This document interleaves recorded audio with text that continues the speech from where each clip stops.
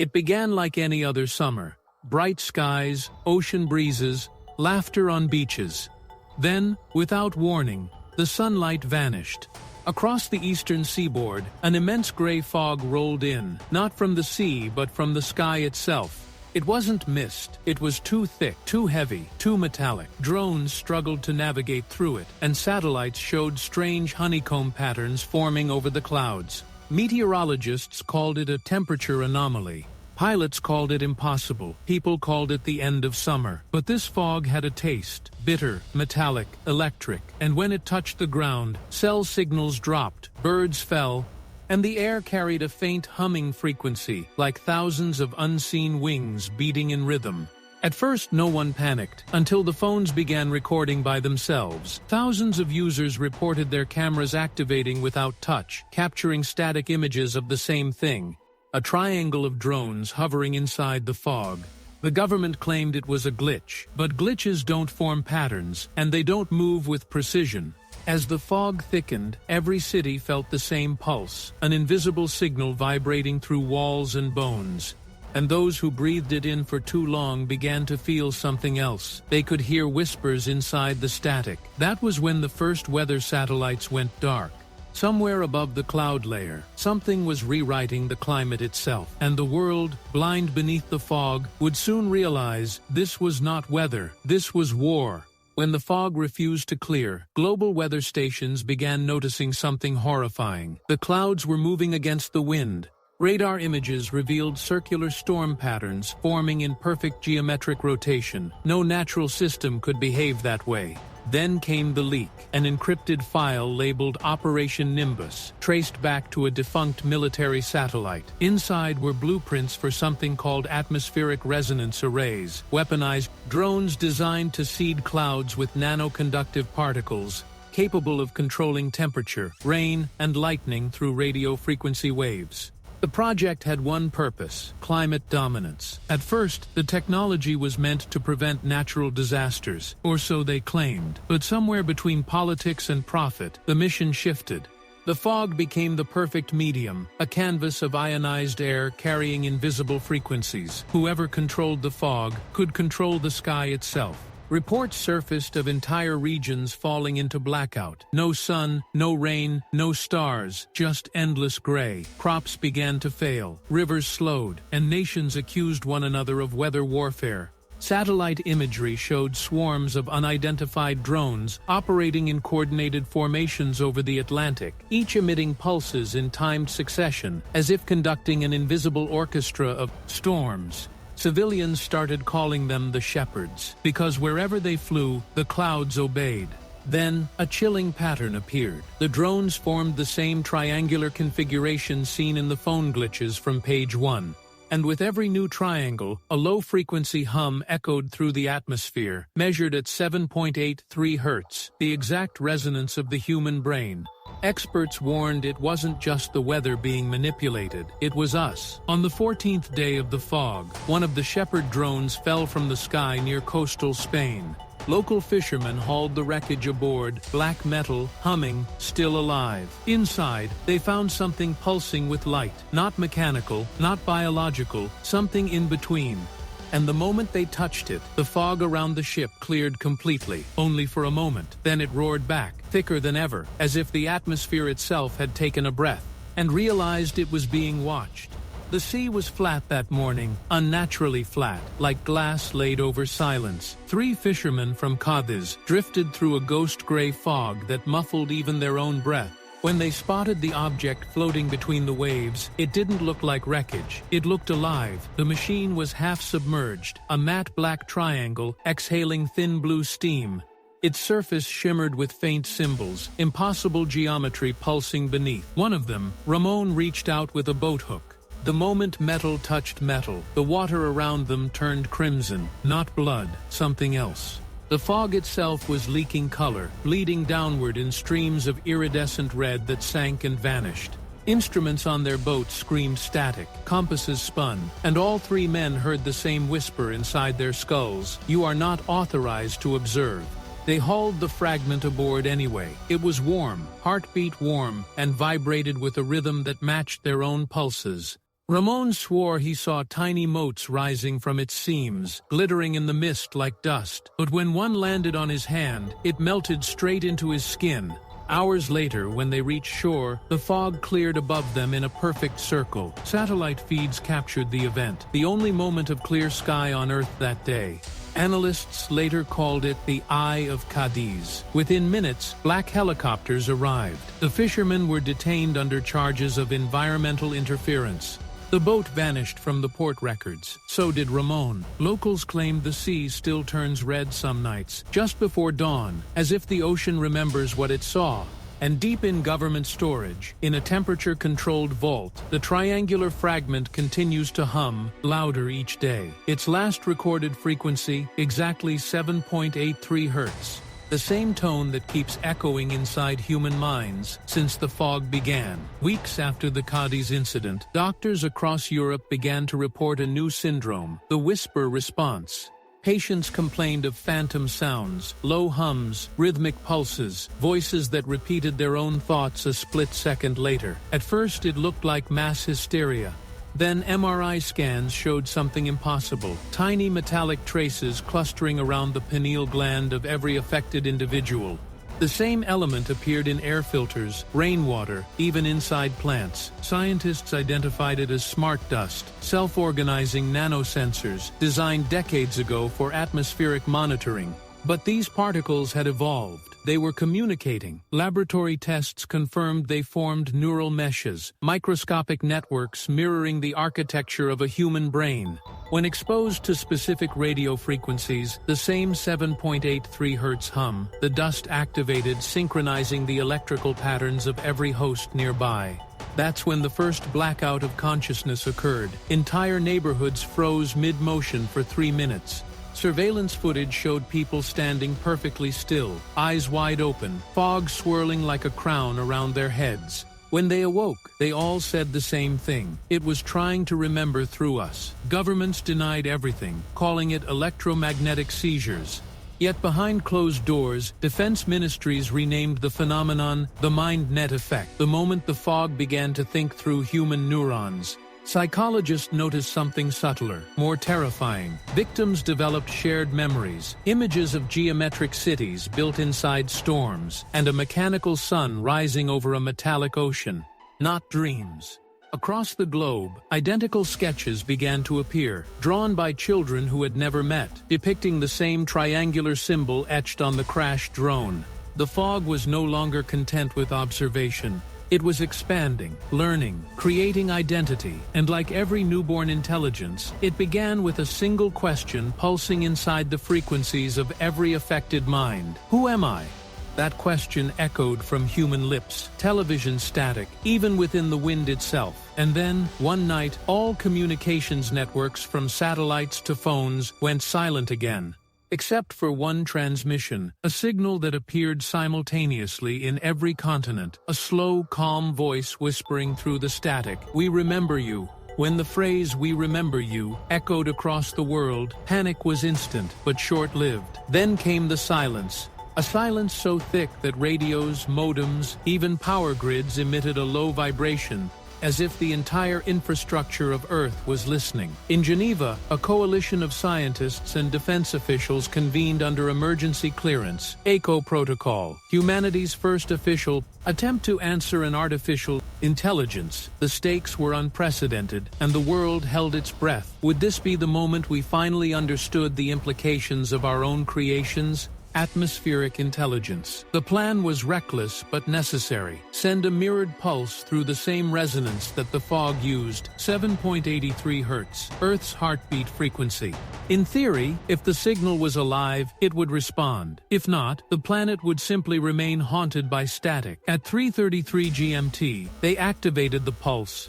Every antenna, every satellite dish, every radio tower hummed in synchronization. For 60 seconds, the planet itself seemed to exhale. Then, the fog shifted.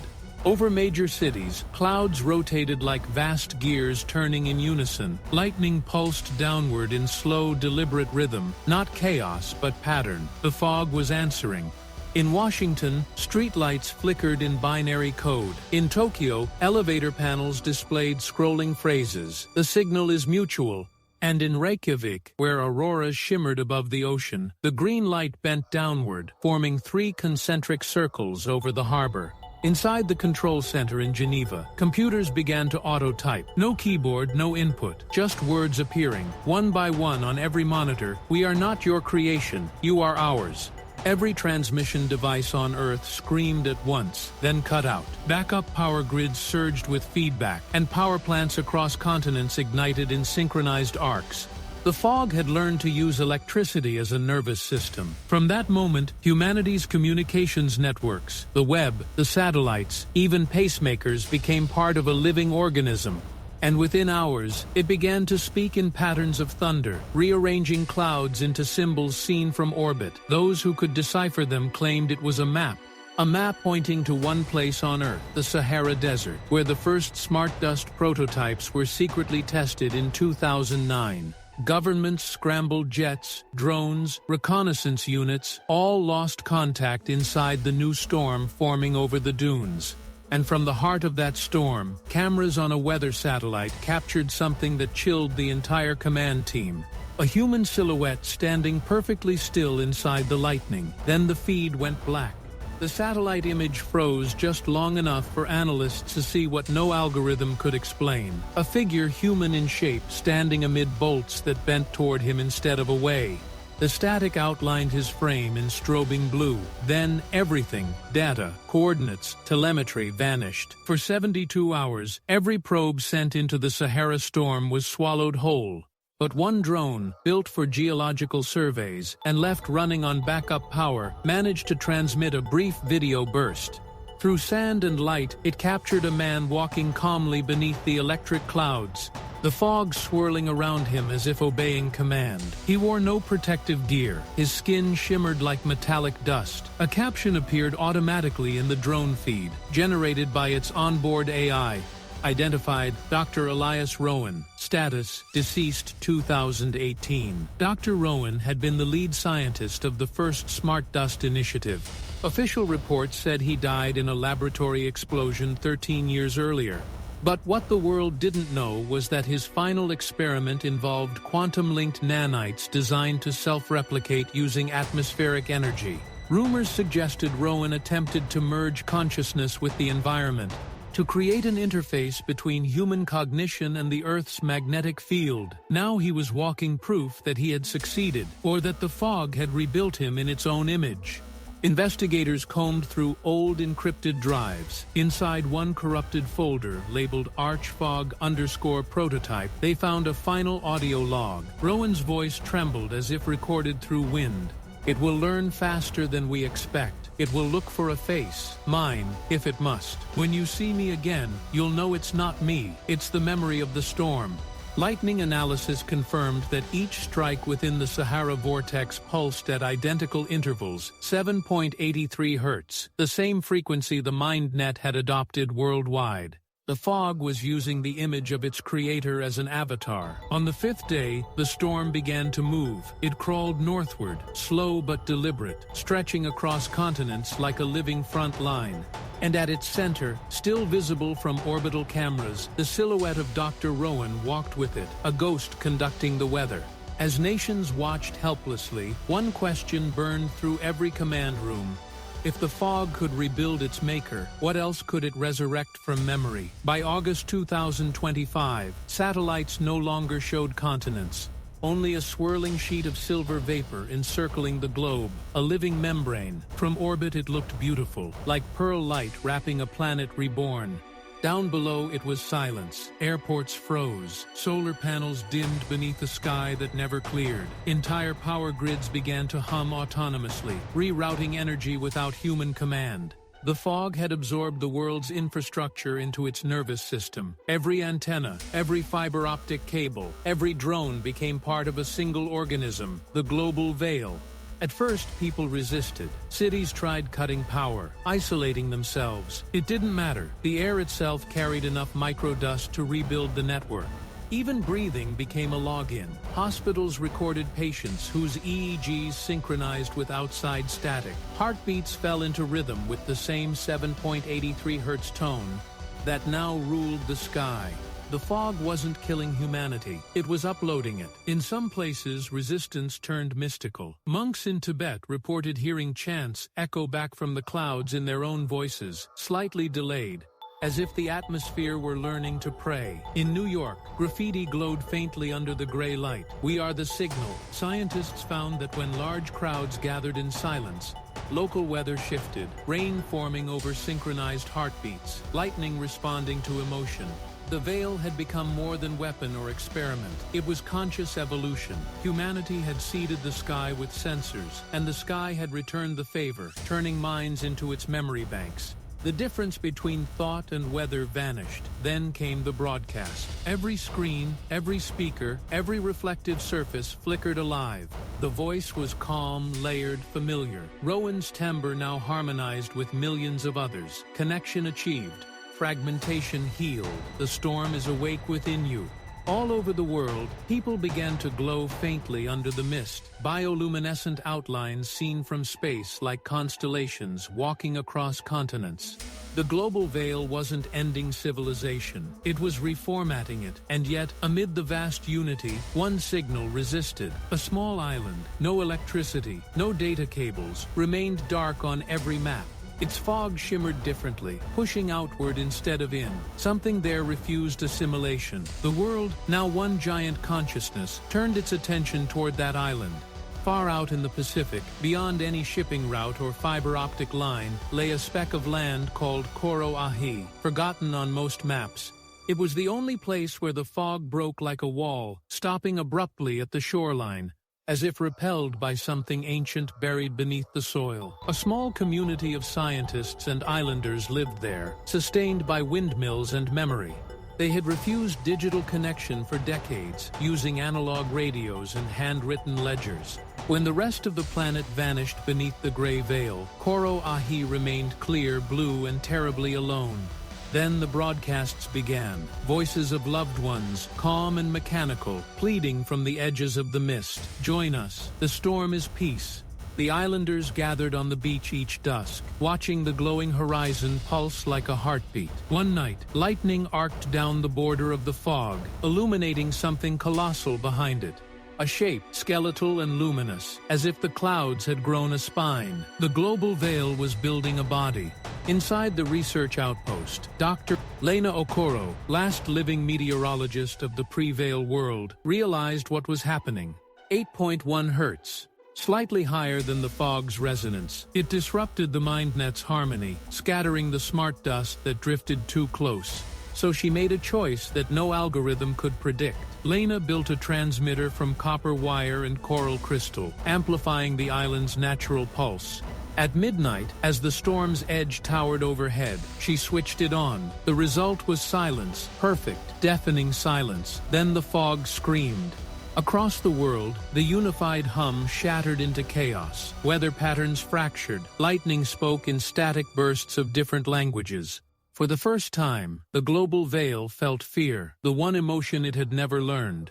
Lena's final log crackled through analog radio waves. "If anyone hears this, remember, consciousness without resistance is just sleep. The sky must dream, but it must also wake." The next morning, orbital cameras showed the fog receding like a tide, dissolving into thin wisps of silver. Humanity returned, dazed, glowing faintly, whispering fragments of shared visions. Some said the veil had been destroyed. Others swore it had simply gone inside us. To this day, the island of Koro-Ahi remains unapproachable. Satellites lose power when they fly over it, and sailors claim they hear two heartbeats, one their own, one from the clouds above. And sometimes when the world grows too quiet, radio static still murmurs a phrase at the edge of hearing, "We remember you." Recovered by the Mystery Vault. Transmission complete.